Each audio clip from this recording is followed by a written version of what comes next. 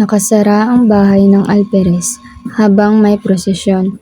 Hindi siya nakapagsimba at labis ang kanyang pagkainis. Ang kanyang galit ay ibinuntong niya kay Sisa.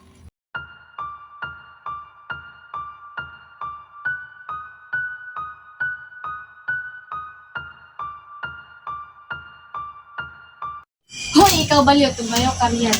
Tayo! Ikaw ang magiging aliw ko ngayong gabi. Bantay, dalhin mo to sa gitna ng kwartel.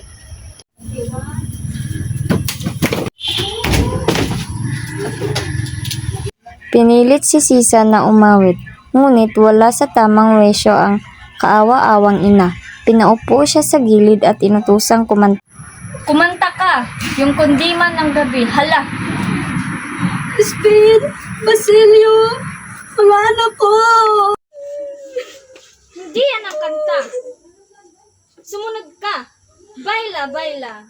Si Donya ay nagsasayaw-sayaw habang hawak ang latigo na itinuturo niya kay Sisa. Sumayaw ka rin. Huwag kang patanga-tanga dyan. Sayaw! Sumayaw na si Sisa, umiiyak, tumatawa si Donya Konsolasyon, tila baliw. Pinalo niya si Sisa sa binti at paa. Nabuwal si Sisa sa sakit at pagod, sugatan at duguan. Basilio! Anak ko!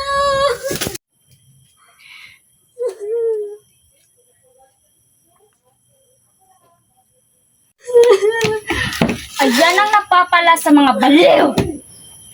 Pumasok ang alperes galit na galit. Anong ginagawa mo riyan, Donya? Anong kahayupan na naman yan? Nagpapatawa lang ako. Ang galit, inggit at kababaan ng kalooban ay naglalantad sa isang nilalang na naghahangad ng angat, ngunit sa maling paraan. Sa kwartel alperes, walang awa ang umiiral at ang baliw ang laging nagiging laruan ng kapangyarihan.